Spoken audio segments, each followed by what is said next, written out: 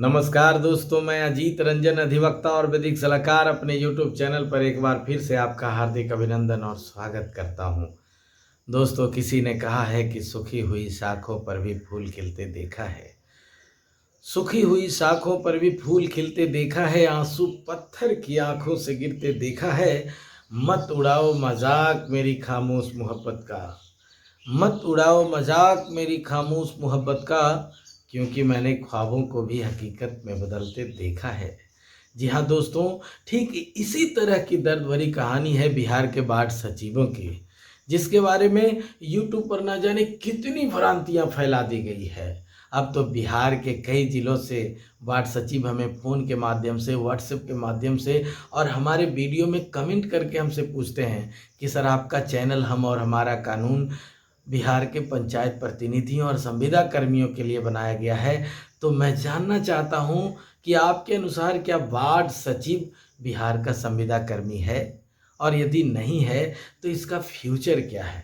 दोस्तों, आज ये वीडियो इसीलिए लेकर के आया हूं कि मैं वार्ड सचिवों की हकीकत आपके सामने रख सकूं, इस पर से सच्चाई का पर्दा हटा सकूं और इसका फ्यूचर क्या है इसके बारे में मैं आपको बता सकूं। दोस्तों, जहाँ तक मैं समझ रहा हूँ, हमारी जानकारी के अनुसार फिलहाल वार्ड सचिव बिहार का संविदा कर्मी नहीं है, लेकिन अगर कुछ उपाय करें और हमारे बताए हुए रास्ते पर चलें तो नो डाउट आप भी बिहार के संविदा कर्मी हो सकते हैं। तो आइए सबसे पहले जानने की ये कोशिश करते हैं कि वार्ड सचिव की उत्पत्ति कब कैसे हुई है। तो इसके लिए मैं आपको स्क्रीन शेयर करके बताना चाहूँगा। जी हाँ दोस्तों, मैं अपना स्क्रीन शेयर करके सर्वप्रथम ये बताने की कोशिश कर रहा हूँ कि वार्ड सचिव की उत्पत्ति कब, क्यों और कैसे हुई है।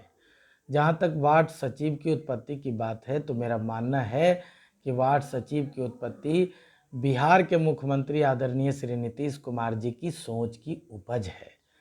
मैं ऐसा इसलिए कह रहा हूँ कि बिहार के मुख्यमंत्री आदरणीय श्री नीतीश कुमार जी ने ये महसूस किया कि ग्राम पंचायतों की सारी शक्ति मुखिया में निहित है और ग्राम पंचायतों का विकास कार्य अकेले मुखिया करता है।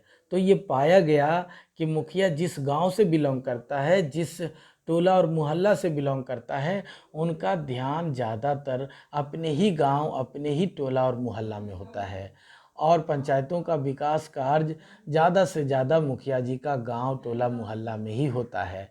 दुष्परिणाम ये होता है कि अन्य वार्ड, अन्य गांव, टोला, मोहल्ला विकास कार्य से वंचित रह जाता है। तब बिहार के मुख्यमंत्री आदरणीय श्री नीतीश कुमार ने ये महसूस किया कि जब तक मुखिया के शक्ति का विकेंद्रीकरण नहीं किया जाएगा, उनके शक्तियों को वार्ड सदस्यों में नहीं बांटा जाएगा, तब तक पंचायतों का समुचित विकास नहीं हो सकता है।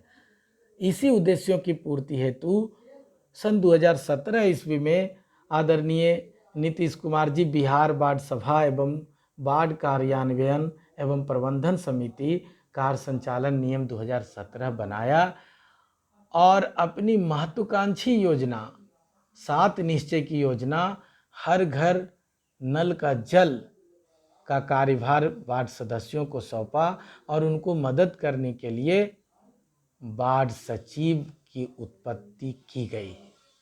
तो आइए सर्वप्रथम मैं आपको इस नियम में वार्ड सचिव का डेफिनेशन क्या है वो दिखाना चाहूँगा। सेक्शन 2 का सब क्लॉज ज में आप देखेंगे तो आप पाएंगे कि यहाँ इसका डेफिनेशन दिया हुआ है। वार्ड सभा सचिव का अर्थ इन नियमों के नियम 3 के उपनियम 4 के तहत चयनित वार्ड सभा के सचिव से है। अब आपको नियम 3 का उपनियम 4 की ओर ध्यान आकृष्ट कराना चाहूँगा। इसमें साफ तौर पर लिखा हुआ है कि वार्ड सभा अपने सदस्यों में से एक सदस्य को वार्ड सभा सचिव के रूप में कार्य करने के लिए चुनेगी।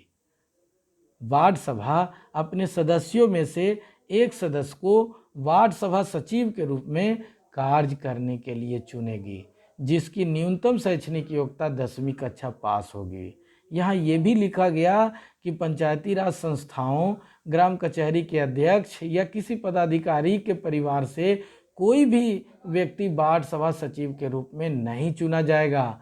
वार्ड सभा सचिव की मुख्य जिम्मेदारी वार्ड सदस्य के निर्देशन में वार्ड सभा की बैठक बुलाना, बैठकों की कार्रवाई रिकॉर्ड करना और वार्ड सभा द्वारा समय समय पर सौंपे गए अन्य दायित्वों को पूरा करना होगा।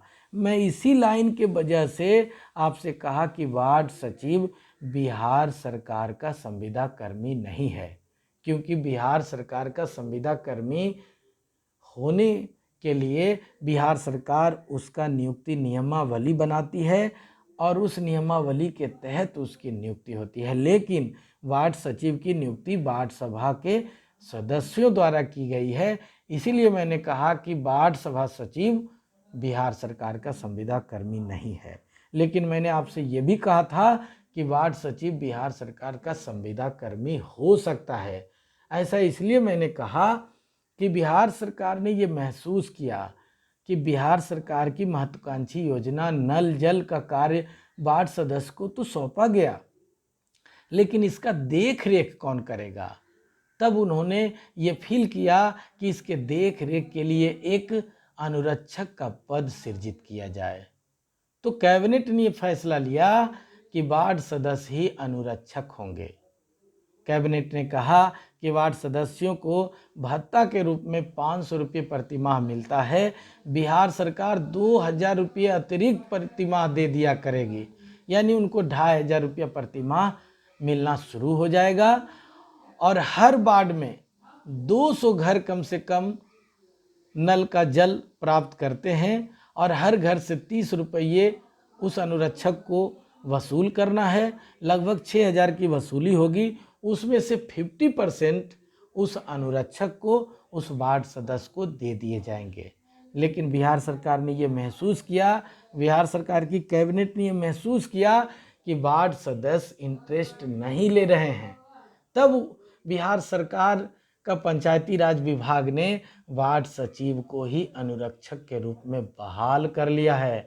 आप अपना नाम विभाग की वेबसाइट पर जाकर के देख सकते हैं और आप तमाम लोगों को सूचित कर रहा हूं कि जो लोग अपना डिटेल वार्ड सदस्य के माध्यम से प्रखंड को नहीं भिजवाए हैं, वो यथाशीघ्र भिजवा करके अपना नाम डलवा लें और अनुरक्षक बहाल हो जाएं।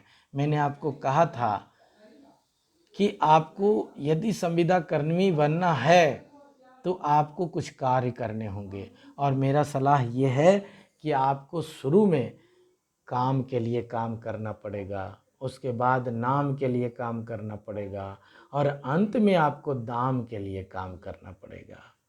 तो फिलहाल आप काम के लिए काम करें, आप दाम के लिए काम की चिंता न करें। जैसे ही आपका 1 से 2 टर्म होगा, बिहार सरकार आपके लिए नियमावली बनाएगी, अनुरक्षक नियुक्ति सेवा शर्त व नियमावली, और उसके तहत आपकी बहाली होगी, आपको मानदेय प्रदान किए जाएंगे और तब आप 60 से 62 साल के लिए अस्थायी भी हो सकते हैं। और यदि जब तक बिहार सरकार आपको नियुक्ति नियमावली बना के बहाल नहीं करती है, तब तक यदि आप हाई कोर्ट का भी दरवाज़ा खटखटाएंगे तो आप वहां सफलता हासिल नहीं कर पाएंगे। इसलिए प्यार का पहला खत लिखने में थोड़ा सा वक्त लगता है। हमारी राय है कि आप इधर उधर ना जाएं, अपने कर्तव्यों का निर्वहन करें, वाखूबी निर्वहन करें, क्योंकि किसी ने कहा है कि वक्त नूर को भी बेनूर बना देता है। वक्त नूर को भी बेनूर बना देता है, वक्त फ़कीर को भी हुजूर बना देता है। वक्त की कद्र करें मेरे दोस्तों, वक्त कोयले को भी कोहिनूर बना देता है। हमें आशा ही नहीं पूर्ण विश्वास है, यदि आप अनुरक्षक के पद का कर्तव्यों का निर्वहन यदि दिल से करते हैं तो वो दिन दूर नहीं जब बिहार सरकार नियमावली बना करके आपको अनुरक्षक पद पर बहाल करेगी और आपको मानदेय प्रदान करेगी। तो दोस्तों आज के लिए इतना ही। यदि हमारी जानकारी आपको अच्छी लगी है और आप हमारे इस चैनल पर पहली बार आए हैं तो आपसे निवेदन है कि हमारे इस चैनल को सब्सक्राइब कर लीजिए बेल आइकन को प्रेस कर लीजिए, ऑल बटन को क्लिक कर लीजिए, क्योंकि हमारा ये चैनल पंचायत प्रतिनिधियों व संविदा कर्मियों के लिए बनाया गया है और मैं रोज़ कुछ न कुछ अपडेट पंचायत प्रतिनिधियों और संविदा कर्मियों के लिए लाता रहता हूँ। आपकी बात सरकार तक और सरकार की बात आप तक पहुँचाता रहता हूँ। और यदि आप हमारे इस चैनल को सब्सक्राइब कर लेंगे तो जब भी मैं कोई वीडियो डालूँगा तो सबसे पहले आप तक पहुँच पाएगा। तो अब तक सहयोग करने के लिए आपको बहुत बहुत शुक्रिया, बहुत बहुत धन्यवाद। नमस्कार।